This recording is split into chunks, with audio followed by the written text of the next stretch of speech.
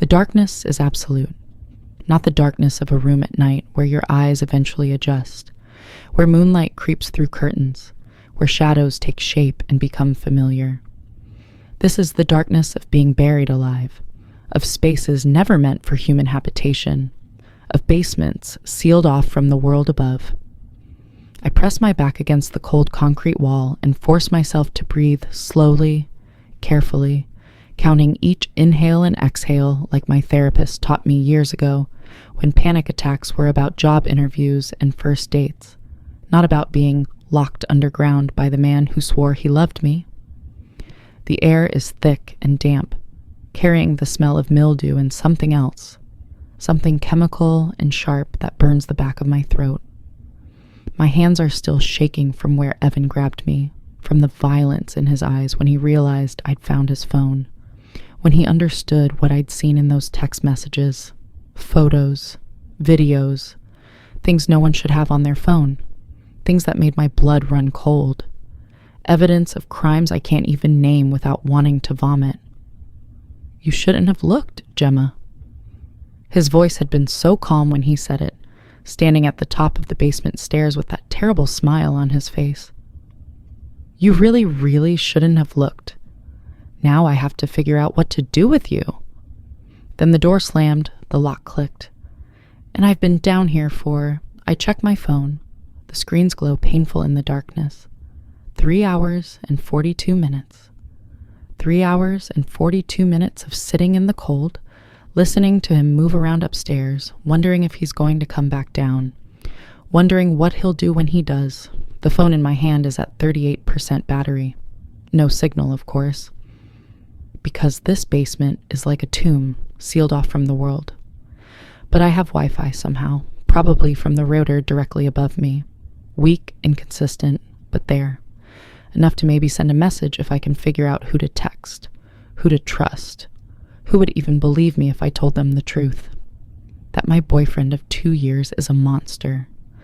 That the charming, successful software engineer everyone thinks is so perfect has been living a double life. That I'm trapped in his basement and I don't know if I'm going to see tomorrow. My fingers hover over the keyboard and I realize I'm crying. Silent tears streaming down my face because even now, even terrified and trapped, some part of me is still trying to be quiet, trying not to make noise, trying not to upset him further.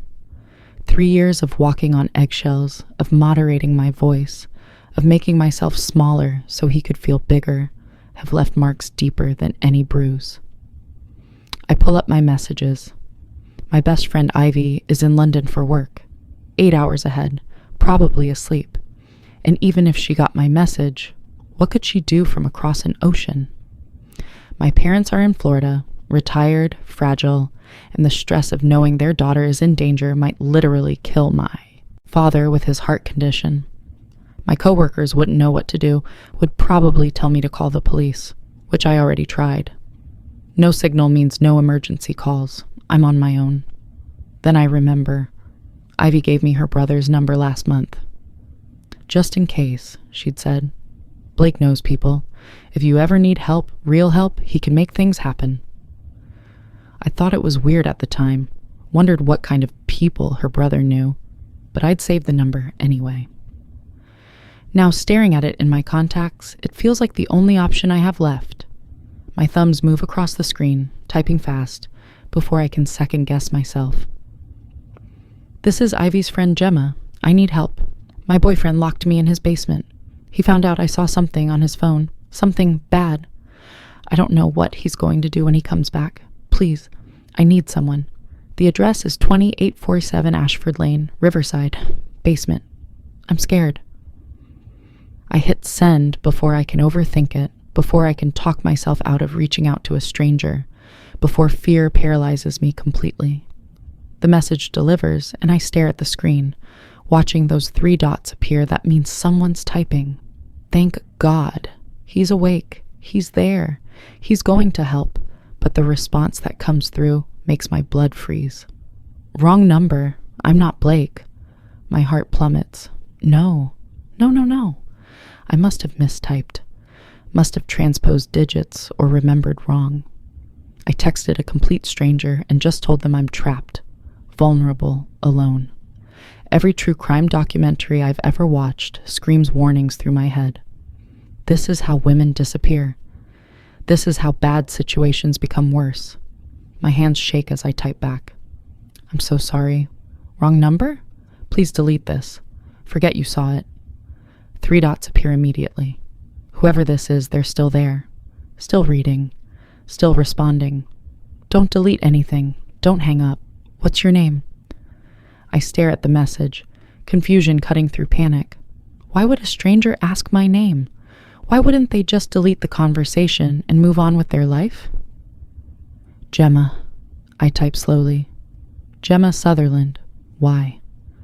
Because I'm going to help you, Gemma Sutherland. Keep your phone on. Keep this conversation active and tell me everything about where you are and who locked you down there. This has to be a trick. Has to be Evan somehow, testing me, seeing if I'll betray him further. But the writing style is different, more direct, more commanding. And what choice do I have anyway? Stay silent and wait for Evan to come back down those stairs? Why would you help me? You don't even know me. The response comes fast, like he's been waiting for the question. Because someone asking for help from a basement deserves to be heard. Because wrong numbers sometimes end up being exactly right. Because I have a strict policy about men who hurt women. Now talk to me. Start with his name. Something about the certainty in those words, the absolute authority, makes me want to trust this stranger. Makes me want to believe that maybe, just maybe, I'm not as alone as I thought. His name is Evan Hargrove, I type, my fingers moving faster now. He's 31, works in software. We've been together for 2 years. I thought I knew him. Thought he was good and kind and safe. But I saw his phone tonight. There were photos, videos, things that prove he's been... God, I don't even know what to call it. Hurting people? Involved with something criminal? I saw enough to know I needed to leave, but he caught me packing. What kind of photos? The question is blunt, no cushioning around it. Girls, young girls, and men, older men, doing things to them. And documents, transactions, money transfers, names I recognized from the news. People who've gone missing. I'm shaking so hard I can barely hold the phone. He's involved in something terrible, and now he knows that I know. He said he needs to figure out what to do with me. I think he's going to kill me. The 3 dots appear and disappear several times, like this stranger is writing and deleting responses. Finally, a message comes through. Listen to me carefully, Gemma. My name is Knox Fairchild. I'm going to be honest with you about who I am because you need to understand that when I say I'm coming to get you, I mean it. And I have the resources to do it. I'm not a cop. I'm not a social worker. I operate outside the law in ways that would probably scare you under normal circumstances. But what that means right now is that I can help you in ways that the police can't or won't. I read the message 3 times, trying to process what he's saying. He operates outside the law. What does that even mean? Are you a criminal? I type. Then immediately regret asking, because what difference does it make? If he's willing to help, does his moral status really matter when I'm locked in a basement? Yes, comes the simple response, but not the kind who hurts innocent people. The kind who handles problems that require unconventional solutions. Your boyfriend, for instance. Men like him are problems I've solved before. The words should terrify me, should send up red flags and warning sirens, but instead I feel something unexpected. Hope. How far are you from Riverside? I ask. 22 minutes. I'm already in my car. I left the moment you sent that first message. He's already coming. The stranger, this admitted criminal, dropped everything and got in his car to rescue someone he doesn't know. Why? I type again, needing to understand. Why would you do this for a stranger? Because 3 years ago, someone texted my phone asking for help. It was a wrong number, just like yours, and I ignored it, deleted it, went on with my business, 2 days later, I found out that woman was murdered by the man she was trying to escape from. I've carried that weight every day since.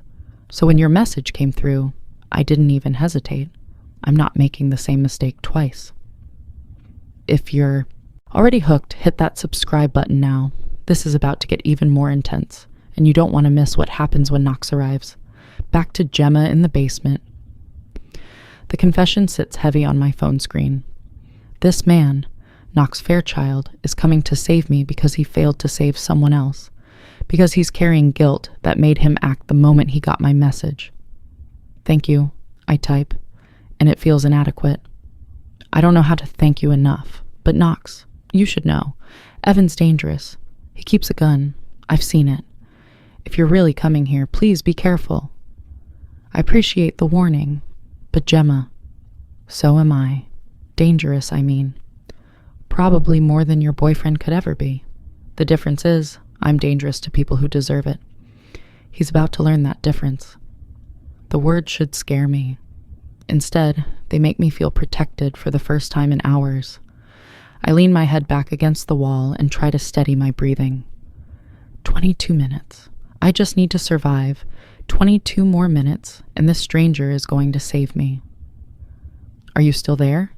Knox's message appears. Talk to me. Tell me about yourself. Keep me connected to you. So I do. Sitting in the dark phone screen, the only light source, I tell a stranger things I haven't told anyone. How I met Evan at a tech conference 3 years ago. How he seemed perfect, attentive, successful, charming. How the red flags started small. Jealousy disguised as care. Control disguised as concern. Isolation disguised as devotion. He made me quit my job, I type. Said working from home for his company would be better for us, for our future. But really, he just wanted to control who I talked to, where I went, what I did. I didn't see it happening. Didn't realize I was being trapped until the cage was already built. That's how men like him operate, Knox responds. Slow erosion of your autonomy, making you dependent, making you doubt yourself. By the time you realize what's happening, you feel like you can't leave. How do you know so much about it? Because I've killed men like him before. Men who think they own women. Men who use power and control as weapons. In my line of work, I encounter a lot of predators. I make sure they stop preying. The casual way he mentions killing should horrify me. Should make me question whether I'm escaping one dangerous man only to encounter another. But there's something different in Knox's words. Something protective rather than threatening. I'm 17 minutes away now, he messages. Is there anything above the basement? Floors that might creak if I approach? Ways he might know I'm coming? I think about the house layout, forcing my brain to function through fear. The basement entrance is in the kitchen. There's a hallway that leads from the living room. The stairs creak in the middle. And Knox? He's been drinking. I can hear bottles clinking upstairs. He does that when he's stressed. Gets drunk and mean. Good. Drunk means sloppy. Sloppy means vulnerable. Is there only one entrance to the basement? Just the stairs from the kitchen. No windows down here. No other way out. Then when I text you that I'm outside, I need you to do something for me. I need you to make noise. Not a lot. Just enough that he'll come to the basement door. Can you do that? Fear spikes through me. You want me to get him to come down here? To where I am? I want him to open that door so I can handle him before he becomes a bigger problem. Trust me, Gemma. This is what I do. But I need your help to do it clean. Clean. Like this is a business transaction. Like rescuing someone from a basement is just another night's work for Knox Fairchild. Okay, I type, my hands shaking worse than before. I'll do it. Just promise me you won't let him hurt me. Promise me you'll really come. I promise you 2 things, Gemma. 1, I will get you out of that basement safely. 2, Evan Hargrove will never hurt anyone again. Ever. Those are promises I don't break. I wrap my arms around myself, phone clutched to my chest, and let myself believe him. Let myself trust that this stranger who happened to receive my wrong number is my best chance at survival. Overhead, I hear footsteps. Heavy, unsteady footsteps that tell me Evan's drunk enough to be unpredictable, but not drunk enough to be incapacitated. He's moving around up there. I text quickly. I think he might be coming down soon. Hold on. I'm 12 minutes out. Traffic is clear. I'm doing 90. Stay quiet. Stay hidden if you can. Don't engage with him if he comes down before I get there. There's nowhere to hide. It's just an empty basement, concrete walls and a furnace in the corner. Then stay small. Stay quiet and keep your phone hidden. Don't let him see you're texting anyone. The footsteps overhead stop right above me. I can hear Evan's voice, muffled through the floor, talking to someone. A phone call, I realize. He's talking to someone about what to do with me. My blood turns to ice as I catch fragments of the conversation. Can't just let her go? Knows too much. Need to handle it tonight. There's a place upstate. He's making plans. Plans for what to do with my body, probably. Plans for how to disappear me so thoroughly that no one will ever know what happened. Knox, I type frantically. He's on the phone with someone, talking about handling things tonight, about a place upstate. I think he's going to kill me and dump my body somewhere remote. He's not going to touch you. I'm 9 minutes away. Stay calm. I know it's hard, but stay calm. Panic makes people make mistakes. But how can I stay calm when I can hear my boyfriend, the man I thought I loved, casually discussing my murder like it's a logistics problem? How can I breathe normally when every sound from upstairs might be him preparing to come down here and end my life? I'm scared, I type, and it's the most honest thing I've said to anyone in years. I'm so scared, Knox. I don't want to die in this basement. I don't want this to be how my story ends. It's not how your story ends. This is just the chapter where you meet me. Trust me, Gemma, I've got you. In 7 minutes, I'm going to be at that house, and in 8 minutes, you're going to be free. Hold on to that. Count the minutes. Breathe. You're going to survive this. I focus on his words, on the certainty in them, on the promise that feels like a lifeline thrown into drowning water. 7 minutes. I can survive 7 minutes. I've survived 2 years with Evan. I can survive 7 more minutes. The footsteps start again, and this time they're purposeful. Coming toward the kitchen, toward the basement door. My heart hammers against my ribs so hard I think it might break through. He's coming, I text Knox with shaking fingers. He's walking toward the basement door right now. I'm 5 minutes out. You need to buy time. When he opens the door, talk to him. Ask questions. Make him explain himself. Predators like to justify their actions. Give him the chance to monologue. Can you do that? Can I talk to the man who's planning to murder me? Can I keep my voice steady enough to hold a conversation when every cell in my body is screaming to run, to hide, to fight? I'll try. The lock clicks. The door opens. Light floods the stairway, painfully bright after hours in darkness, and Evan's silhouette fills the doorway. He's swaying slightly, drink in hand, and even from the bottom of the stairs, I can see the cold calculation in his eyes. Gemma, he says, and his voice is almost gentle, almost loving. We need to talk about what happens next. I press my phone between my back and the wall, keeping it hidden, praying the screen light doesn't give me away. Okay, I manage, my voice smaller than I want it to be. Let's talk. He starts descending the stairs, and I silently count down the minutes until Knox Fairchild arrives to save me from the man I thought I loved. 4 minutes. Just 4 more minutes. He descends 3 steps, then stops, studying me with eyes that hold no warmth. You put me in a difficult position, you know. I really didn't want things to end this way. I had plans for us. Good plans.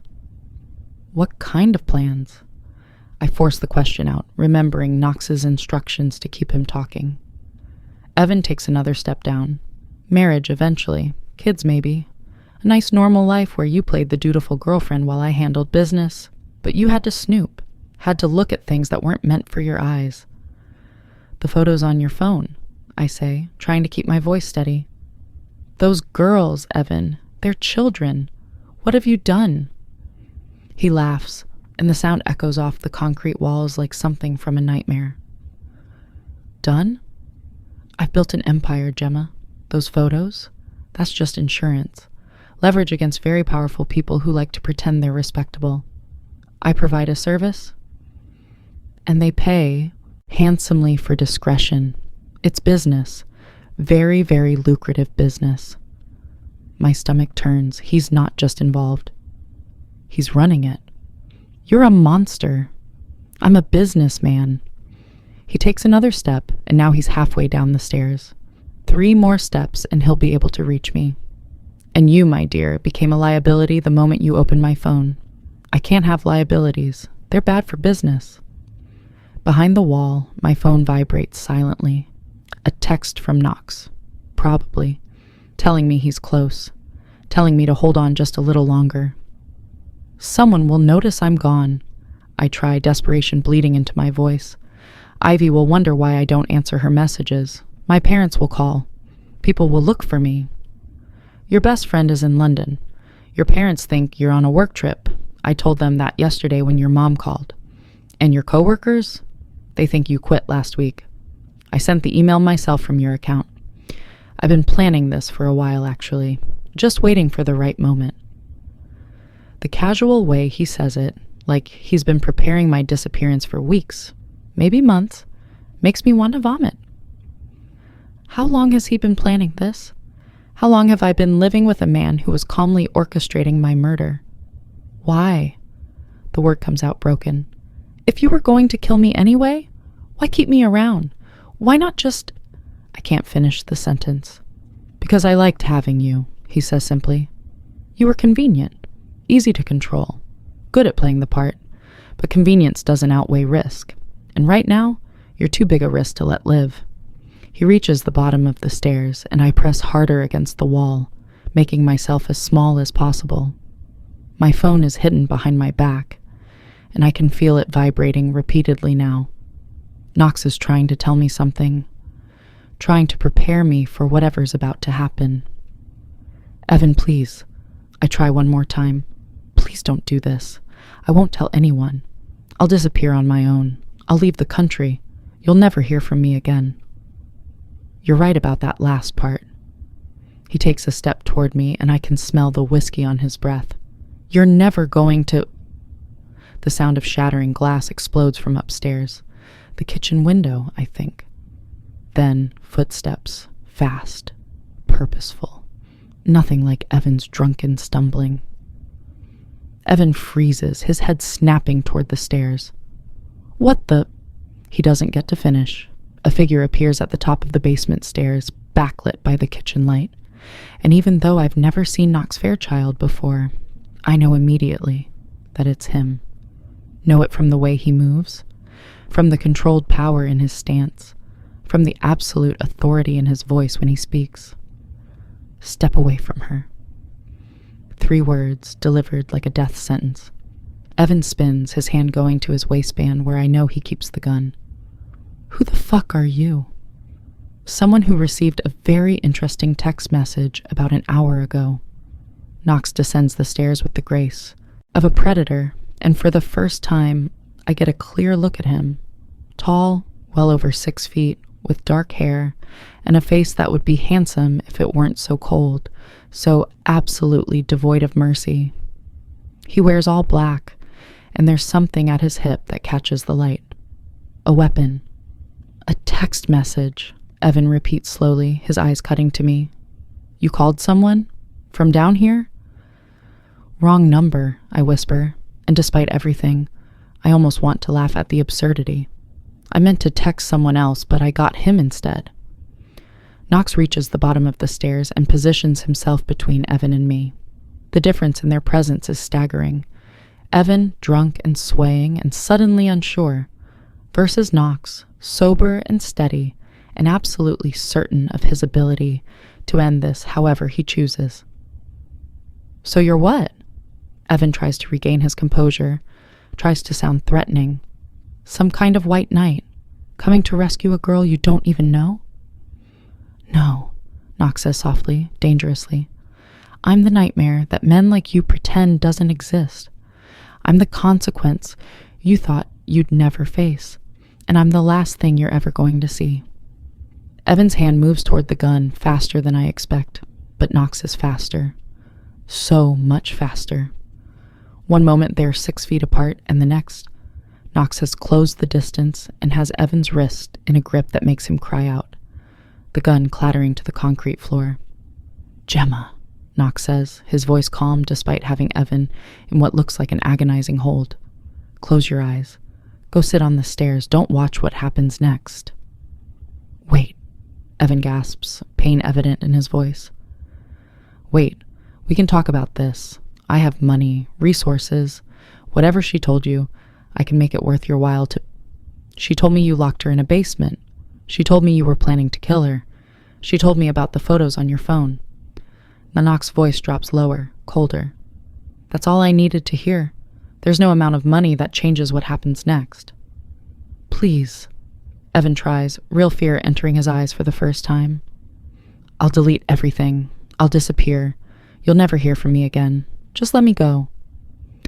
That's what you told her she could do, Knox observes. Funny how you didn't actually mean it, isn't it? How you were planning to kill her anyway, regardless of what she promised. So no, Evan, I don't think I'll let you go. I don't think I trust a word you say, and I definitely don't think you deserve mercy. I should move. Should follow Knox's instructions and go sit on the stairs, close my eyes, not witness whatever's about to happen. But I'm frozen, watching as Knox systematically dismantles Evan's attempt at resistance. It's not violent in the way movies portray violence, loud and dramatic and drawn out. It's efficient, clinical, over in less than 30 seconds. When it's done, Evan is unconscious on the basement floor, and Knox is barely breathing hard. He turns to look at me, and I see his expression shift from cold executioner to concerned protector in an instant. Gemma, he says gently, like I might break. Are you hurt? Did he touch you? I shake my head, unable to form words. My legs finally give out, and I slide down the wall, sitting hard on the cold concrete. Knox crosses to me immediately, crouching to my level. Up close, I can see details I missed before. Gray eyes that are surprisingly warm despite what they just witnessed. A scar through his left eyebrow.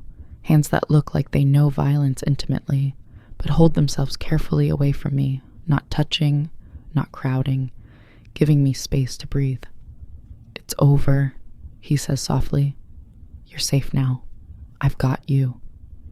And that's when I start crying. Not the silent tears from before, but huge gulping sobs that shake my whole body. All the fear, all the terror, all the hours of wondering if I was going to die in this basement, it all comes pouring out in a flood I can't control. Knox doesn't try to stop me, doesn't tell me to calm down or pull myself together. He just sits beside me on the cold floor, close enough that I can feel his presence but not touching, and lets me fall apart.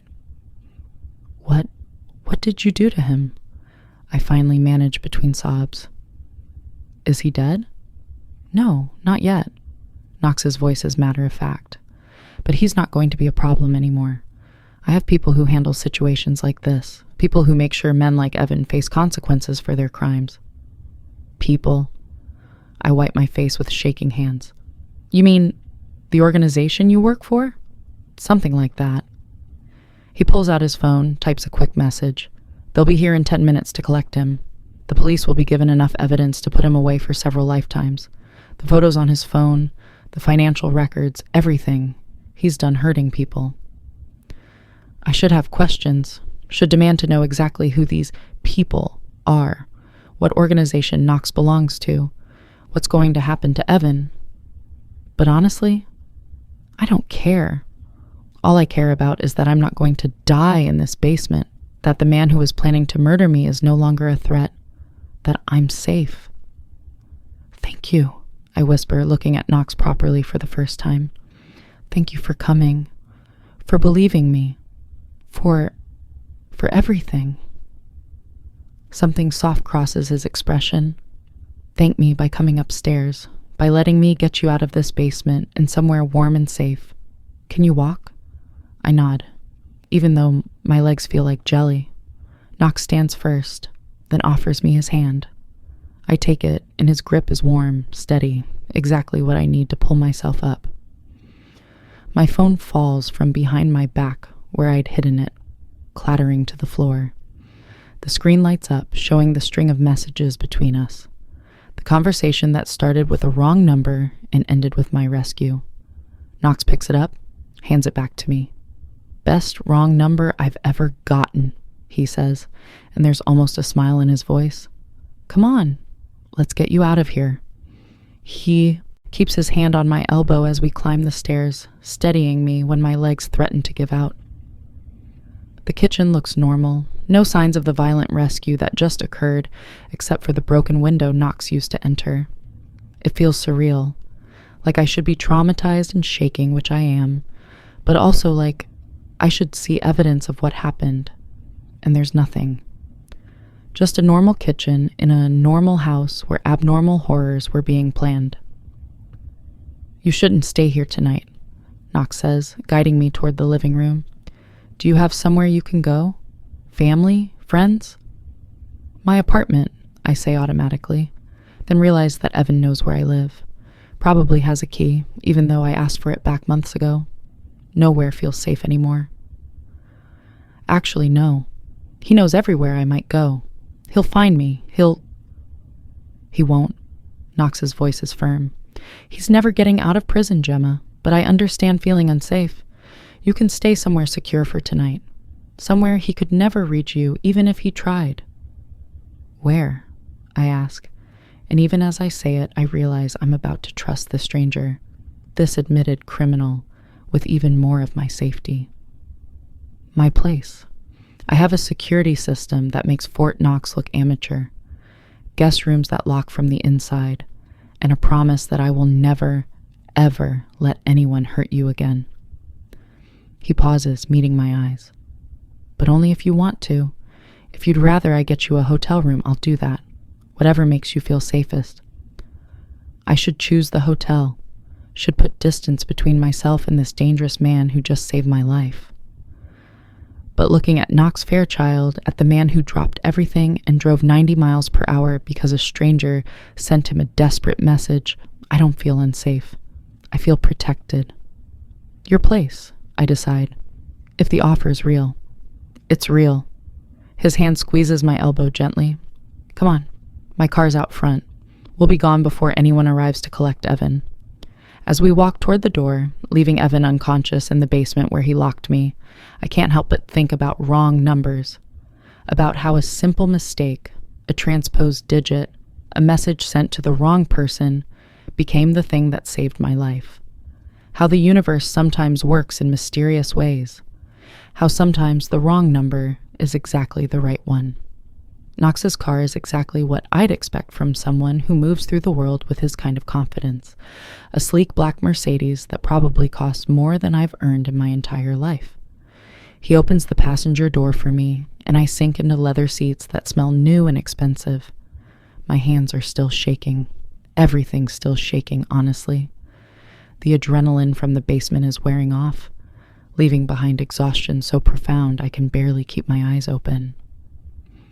Knox slides into the driver's seat and immediately adjusts the heat, pointing the vents toward me. I hadn't realized I was cold until warm air hits my face, but now that I notice, I'm freezing. Basement cold that settled into my bones. There's a blanket in the back seat, Knox says, his voice gentle in the enclosed space, and water in the center console if you're thirsty. I twist to grab the blanket, soft, probably cashmere, definitely expensive, and wrap it around myself like armor. The water bottle is room temperature and perfect. I drain half of it before realizing how parched I was. How long has it been since I ate or drank anything? Since before I found Evan's phone. Since before my world imploded. Are you still with me? If this story has you on the edge of your seat, drop it in the comments.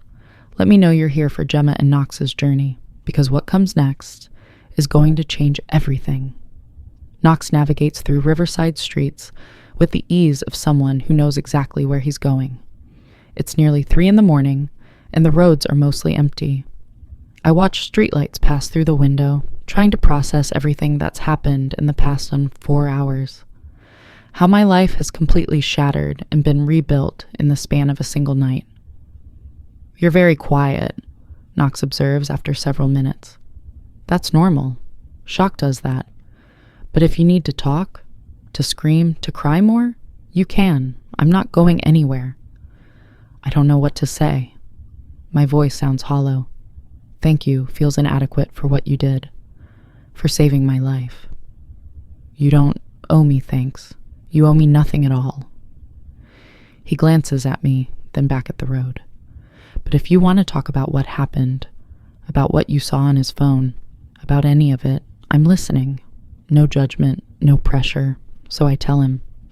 Sitting in his car, wrapped in his blanket, I tell this stranger everything. About how I met Evan 3 years ago and thought I'd won the lottery. About how the control started small, asking me to text when I got places, wanting to know my passwords just in case, suggesting I didn't need so many friends because we have each other. About how it escalated slowly enough that I didn't notice the cage forming until I was already trapped inside it. He made me feel crazy, I admit.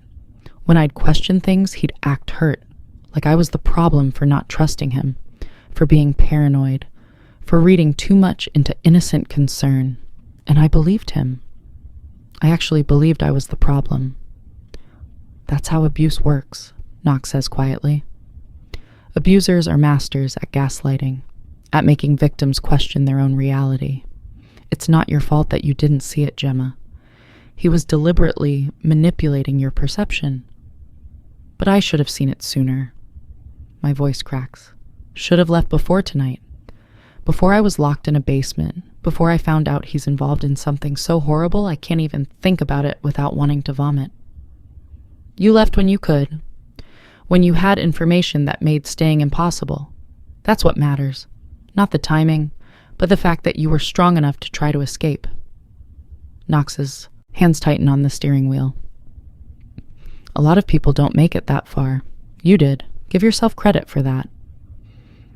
We drive in silence for a while, and I watch the city give way to more upscale neighborhoods. Houses get bigger, more spread out, more protected behind gates and walls. Knox turns onto a private road that winds through trees, and suddenly we're pulling up to a massive iron gate that opens automatically at his approach. You live here? I can't keep the shock out of my voice. The house, no, estate, that emerges from the trees is stunning. Modern architecture mixed with classic stone, all angles and windows, and obvious security. It's secure, Knox says simply, like that explains the mansion. And private, no one gets in or out without me knowing about it. He parks in a circular driveway and comes around to open my door. The gesture feels oddly gentlemanly, coming from someone who just efficiently neutralized my ex-boyfriend in a basement. He keeps a hand on my elbow as we approach the front door, and I realize he's not just being polite. He's steadying me, making sure I don't collapse. The interior is even more impressive than the exterior. High ceilings, tasteful furniture, artwork that looks original and expensive. It's the kind of home that appears in architectural magazines, the kind of place I never imagined being inside of, let alone staying in. Guest rooms are upstairs, Knox says, leading me toward a grand staircase. You can have your pick. They all lock from the inside. I'll have private bathrooms, and I'll make sure no one disturbs you. You're safe here, Gemma. Completely safe. He shows me to a bedroom that's bigger than my entire apartment. King-size bed with what looks like hotel-quality linens, a seating area with a couch and chairs, floor-to-ceiling windows with blackout curtains, and a bathroom that could easily fit 10 people. There are clothes in the closet, Knox continues, opening doors to show me. Different sizes, different styles. Find something comfortable to sleep in. Toiletries are fully stocked in the bathroom. And this, he hands me a phone, brand new and still in packaging, is for you. It's secure, untraceable, and has my number programmed in. If you need anything, At any hour you call me, understood? I take the phone with numb fingers. Why do you have all this? Random clothes in different sizes, spare phones, a fortress of a house? What exactly do you do, Knox? He's quiet for a long moment, studying me like he's deciding how much truth to give. I run an organization that operates outside traditional law enforcement. We handle problems that the police can't or won't deal with. Sometimes that means protecting people who've fallen through the cracks of the justice system. Sometimes it means eliminating threats that the courts can't touch. And sometimes, his eyes meet mine, it means rescuing women from basements when they text the wrong number. So you're like, what? Vigilantes? That's one word for it. A ghost of a smile touches his lips. I prefer to think of us as problem solvers. But yes, essentially we take justice into our own hands when the system fails, which, unfortunately, is often. I should be disturbed, should question the morality of what he does. But after spending hours in that basement, knowing what Evan was planning, understanding that he would have gotten away with it through money and connections and lawyer tricks, I can't bring myself to judge Knox Fairchild for working outside a system that clearly doesn't work. Thank you, I say again, meaning it with everything in me. For all of this, for coming to get me, for bringing me here, for being the person who answered when I needed help. Something shifts in his expression. His eyes warm, and he reaches out slowly, giving me time to pull away, before his hand gently cups my cheek. The touch is careful, reverent, nothing like Evan's rough possessiveness. You're safe now, he says softly. That's all that matters. Get some sleep. We'll figure out the rest tomorrow. He leaves, closing the door behind him, and I hear the soft click of his footsteps retreating down the hall. I lock the door from the inside, not because I don't trust Knox, but because the act of locking a door that I control feels important somehow. Feels like taking back power that was stolen from me.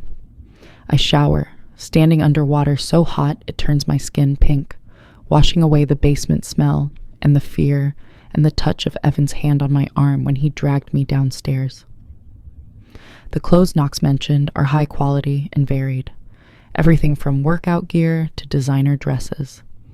I choose soft pajama pants and a t-shirt that's probably meant to be fitted, but hangs loose on my frame. When I finally collapse into the bed, it's so soft I sink into it like a cloud. I should be unable to sleep. Should be replaying the night's events. Processing trauma, having nightmares about basements and locked doors.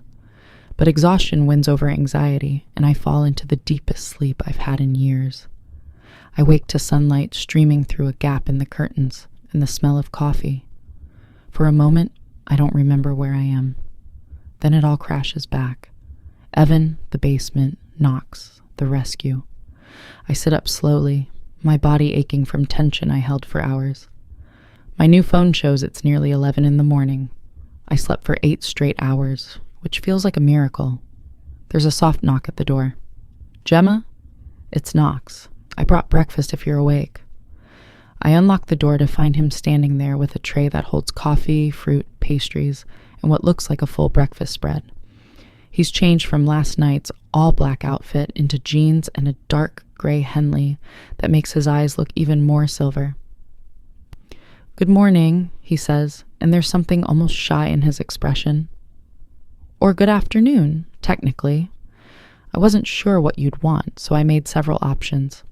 He carries the tray to the seating area and sets it on the coffee table. I settle into one of the chairs, and he takes the one across from me, maintaining a respectful distance. How did you sleep? Better than I have in months, I admit. Maybe years. Is that weird? That I slept well after everything? It's not weird. Your body recognized safety and took what it needed. That's healthy, not strange.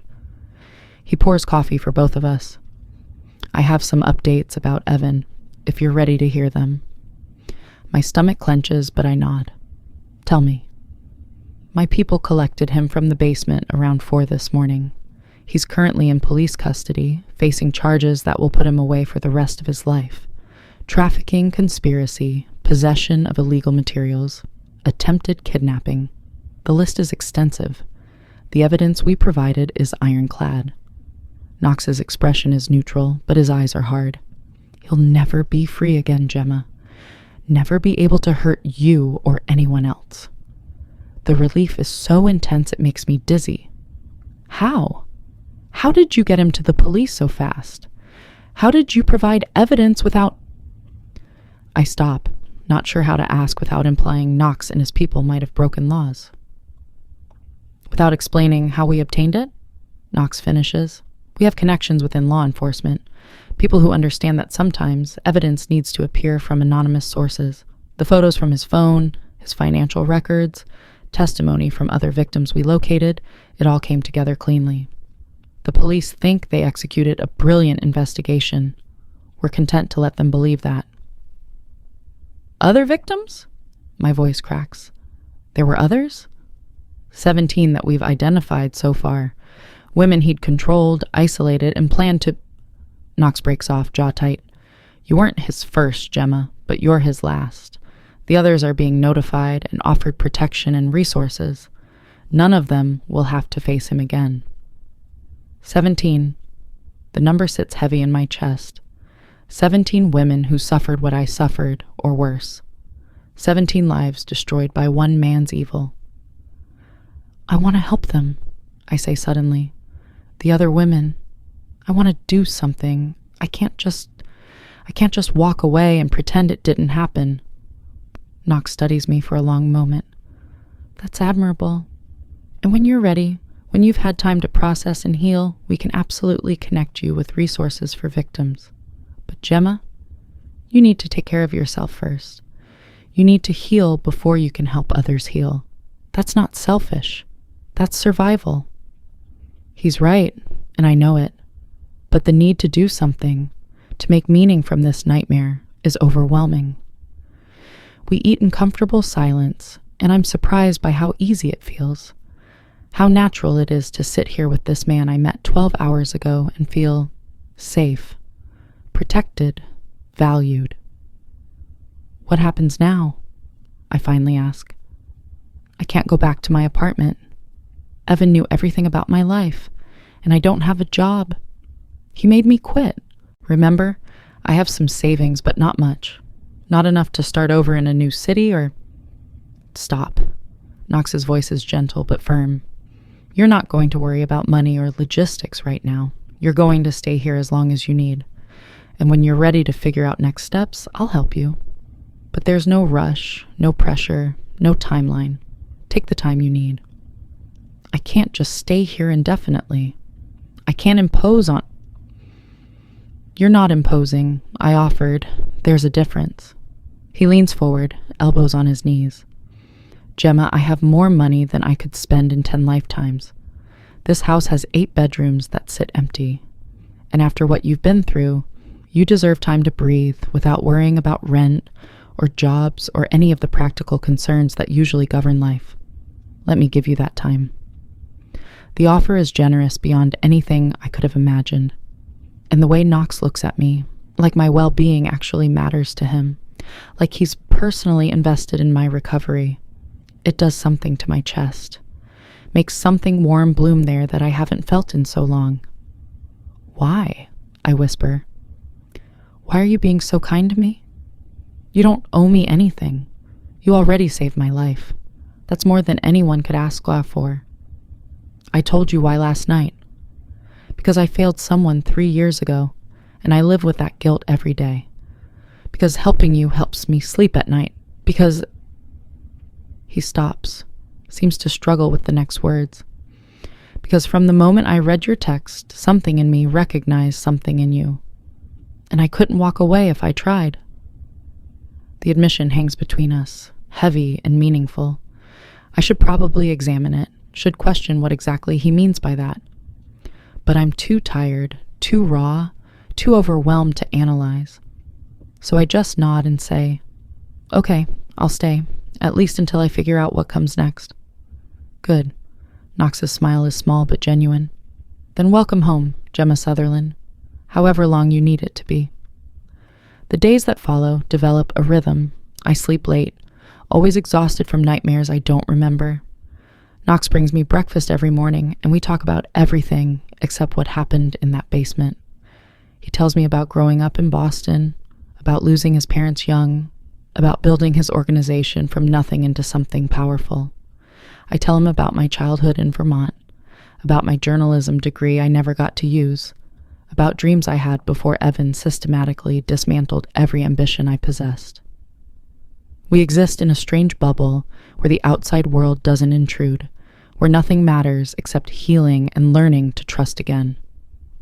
Knox never pushes, never demands anything from me. He just offers steady presence and safety and the kind of protection that doesn't feel suffocating. On the fourth night, I have the worst nightmare yet. I'm back in the basement, but this time Knox doesn't come.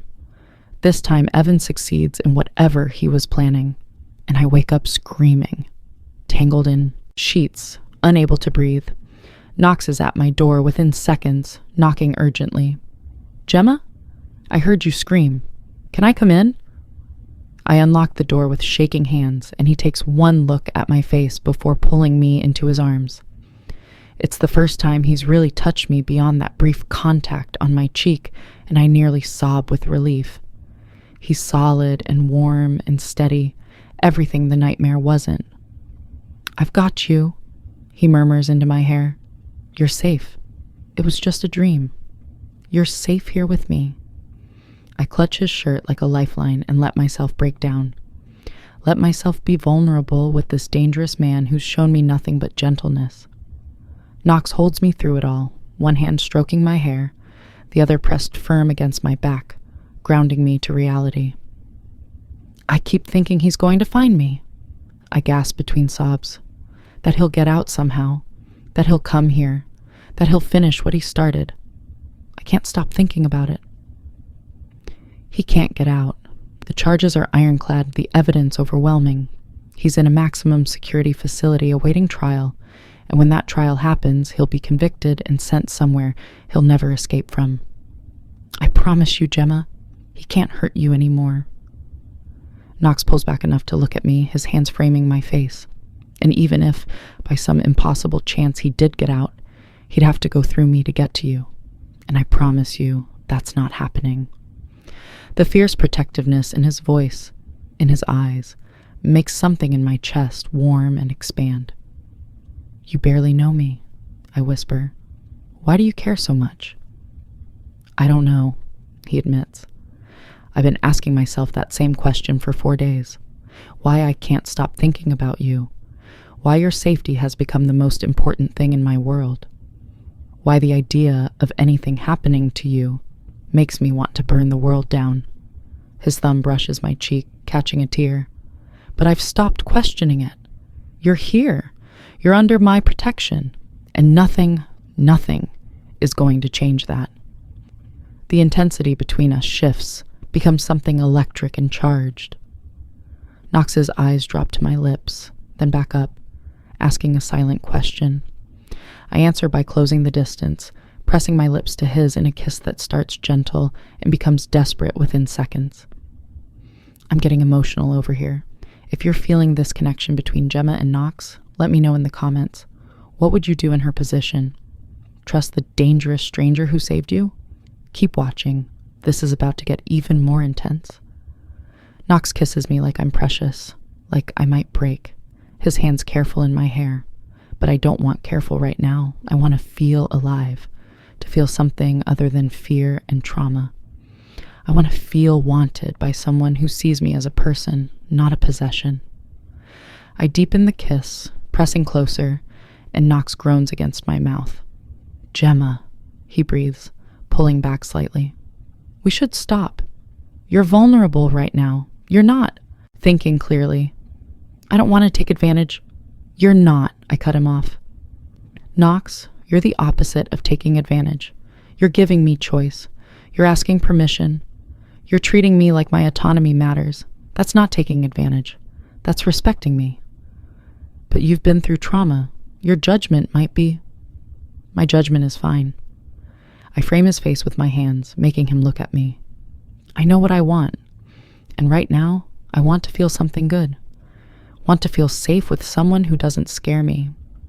Want to feel desired by someone who sees me as an equal, not a victim or a possession. Can you give me that? His eyes search mine, looking for doubt, for hesitation, finding none. Are you absolutely sure? I'm sure. And I am. Maybe it's too fast. Maybe it's complicated by trauma and rescue and the strange circumstances that brought us together. But I'm more certain of this than I've been of anything in years. Knox kisses me again, and this time there's no holding back. His hands explore carefully, always checking my reactions, always giving me room to change my mind. We move to the bed, and he undresses me slowly, reverently, his lips following the path of his hands. Every touch is asking permission. Every movement is waiting for my consent. It's the opposite of everything Evan was. Where Evan took and demanded and owned, Knox asks and offers and gives. Where Evan made me feel small and powerless, Knox makes me feel cherished and in control. Where Evan saw me as an object to possess, Knox sees me as a person to protect and treasure. When we finally come together, it's with a connection that goes deeper than physical. It's healing and reclamation and choosing to trust again after trust was shattered. Knox holds me after, his heartbeat steady under my ear, his fingers tracing lazy patterns on my back. That was, he starts. Perfect eyes, I finish. That was perfect. He presses a kiss to my hair. Stay, sleep here tonight. I'll hold you. Keep the nightmares away. So I do. I fall asleep wrapped in Knox Fairchild's arms, feeling safe for the first time in longer than I can remember. And for once, the nightmares don't come. Wait until you see what happens next. If this story has completely captured you, show some love in the comments. Did you see Gemma and Knox's connection coming? Because what's about to happen will leave you breathless. 3 weeks pass in a strange, suspended reality where the outside world seems distant and unimportant. Evan's trial is set for 6 months from now, and Knox's lawyers assure me I won't have to testify. The evidence against him is overwhelming without my involvement. I should feel relieved. Instead, I feel unmoored, like I'm existing in this beautiful bubble with Knox. But at some point, reality will intrude and everything will shatter. Knox and I have fallen into something that looks like a relationship but isn't defined. We sleep in the same bed, wrapped around each other. We share meals and conversations and touches that feel too intimate to be casual. But we haven't talked about what we are, what this means, where it's going. Until one morning, when I wake up to find Knox sitting on the edge of the bed, fully dressed, looking troubled. We need to talk, he says, and my stomach drops. That's never a good way to start a conversation, I try to joke, sitting up and pulling the sheet around myself. Are you asking me to leave? Is this where you tell me I've overstayed my welcome? No. He turns to face me fully. This is where I tell you that I'm falling in love with you, and I don't know what to do about it. The words hit me like a physical blow. I stare at him, trying to process. You're... what?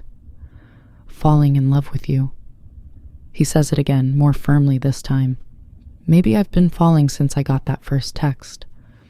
Maybe it started when I saw you in that basement, terrified but still fighting.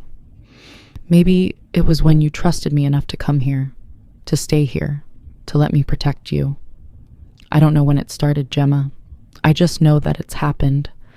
And now I'm in love with a woman I rescued from a basement 3 weeks ago, which is insane and too fast, and probably a terrible idea for about 1,000 different reasons. My heart is hammering so hard I think it might break through my ribs.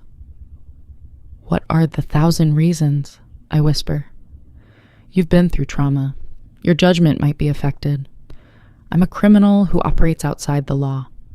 You deserve someone normal, someone safe, someone who can give you a regular life with picket fences and PTA meetings and boring Sunday afternoons. Knox runs a hand through his hair, frustrated. You deserve better than a man who's killed people, Gemma. Better than someone who exists in moral gray areas. Better than this. What if I don't want better? I move closer, taking his hand. What if I want this? Want you? What if I'm falling in love with you too, and I don't care that it's fast or complicated or unconventional? His eyes snap to mine. Gemma, I love you, I say, and the truth of it settles in my chest. I love you, Knox Fairchild. I love your protectiveness and your kindness and the way you hold me when nightmares wake me up. I love that you gave me choice and autonomy and space to heal. I love that you're dangerous to people who deserve it, but gentle with people who need gentleness. I love all of it, all of you, and I'm choosing this. Choosing you. Choosing us. You're sure? His voice is rough. Because once you say yes, I'm not letting go. I'm possessive and protective and probably too intense. I'll want to know you're safe every moment. I'll eliminate threats before they become problems.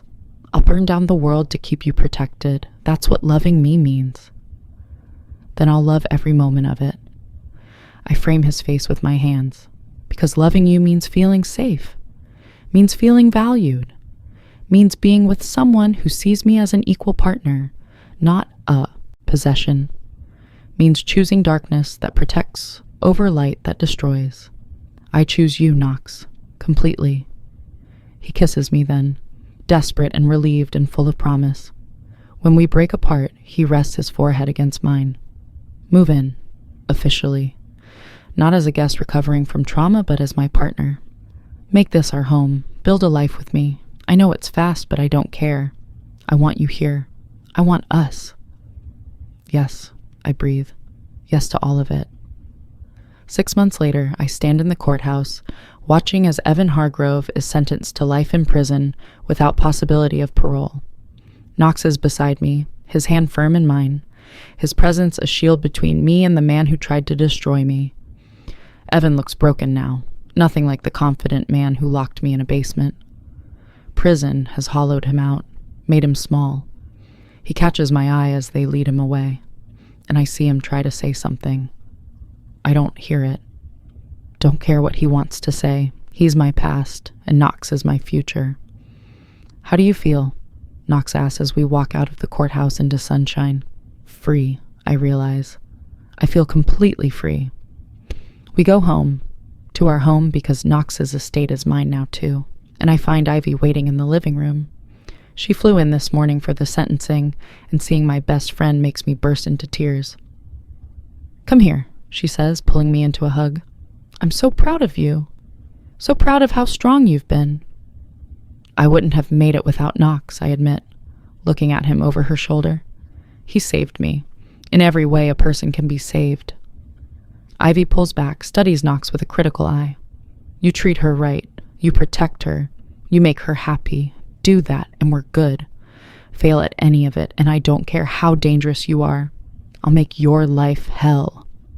Knox actually smiles. Understood. And for what it's worth, I plan to spend the rest of my life making sure she's protected, valued, and loved. That's a promise I don't break. That night, after Ivy's gone back to her hotel and we're alone again, Knox leads me to his office. I have something for you, he says, opening a drawer. Something I've been working on for weeks. He hands me a folder, and when I open it, I find legal documents. Documents that establish a foundation for supporting survivors of domestic violence and trafficking. Documents that show my name listed as executive director. Documents that represent a future built on helping others the way Knox helped me. I can't find words. This is incredible. Knox, this is your purpose, he finishes. You said you wanted to help the other victims, wanted to make meaning from what happened. This is how. We'll fund it fully, and you'll run it. You'll create the programs, develop the support systems, make sure no one else falls through the cracks the way those 17 women did. What do you think? I'm crying again, but these are good tears, happy tears. I think you're incredible. I think this is perfect. I think I love you more than I thought possible. Good. He pulls me close. Because I love you too. More every day. You came into my life through a wrong number, Gemma, and you became everything right. Everything good. Everything worth protecting. 1 year later, our foundation has helped 83 women escape dangerous situations. We've provided housing, legal support, therapy, and job placement. We've created a network of safe houses and emergency response teams. We've made a real difference. I stand on the balcony of our bedroom, watching the sunset paint the sky in shades of orange and pink, and think about wrong numbers, about how a desperate text sent to a stranger became the thing that saved my life and gave me a future I never imagined. Knox comes up behind me, wraps his arms around my waist, presses a kiss to my neck. What are you thinking about? Wrong numbers, I admit, and how sometimes they're exactly right. He turns me to face him, and in his hand is a small black box. My heart stops. Gemma Sutherland, he says, dropping to one knee. You texted me by mistake, and it became the best thing that ever happened to me. You trusted me when you had no reason to. You chose me when you deserved better. You love me despite everything I am. Will you marry me? Will you let me spend the rest of my life protecting you, loving you, and building this beautiful life we've created together? Yes, I say through tears. Yes, yes. 1,000 times, yes. He slides the ring onto my finger, a simple band, with a single diamond, elegant and perfect, and stands to kiss me. I love you, he whispers against my lips. I will love you and protect you and cherish you for the rest of my days. That's a promise. I love you too, I tell him. Thank you for answering a wrong number.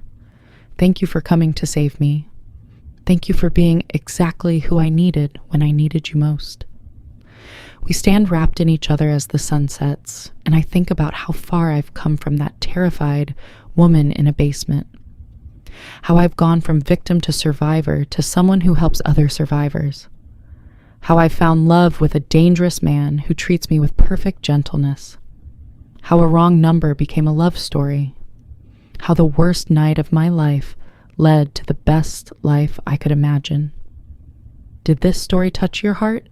Did Gemma and Knox's journey make you believe in second chances and rescue coming from unexpected places?